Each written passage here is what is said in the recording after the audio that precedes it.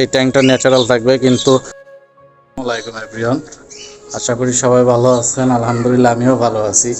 আর আজকে একটা জিনিস, সেটা হলো যে আমি আমার এই পানির জারের ভিতরে কিছু মাছ রাখছিলাম।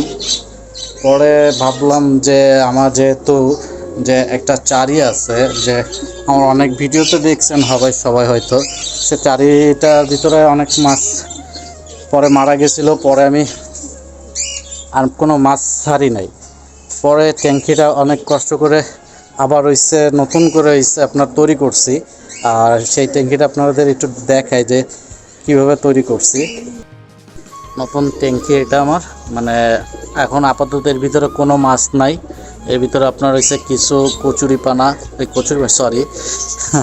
শ্যাওলা জাতীয় যে জিনিসটা আছে, আর কিছু আপনার হয়েছে এই যে একটা গাছ আছে ভিতর থেকে চারির ভিতরে। আর ভাবতেছিলাম যে মাছগুলোরে এর ভিতরে রাখলে হয়তো বা ভালো থাকবে, তার কারণে এই যে মাছগুলো নিয়ে আসছি।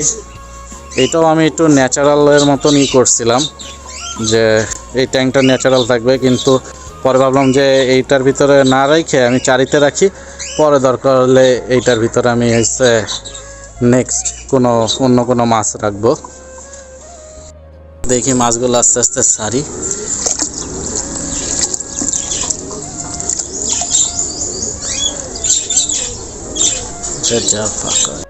মাছ তো ছাড়ছে, তা ভাবলাম যে আমার যে বার্ডগুলো আছে ওদের জন্য একটু সবজি দিই। সে সবজি হলো এই যে সজনা পাতা।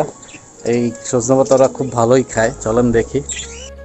এই যে ভিতরে এই যে একটু সজনা পাতা দিয়ে দিছি, ওরা এখন অনেক খুশি। আর আজকের এই পর্যন্ত ছিল, আশা করি সবাই ভালো থাকবেন। আল্লাহ হাফেজ।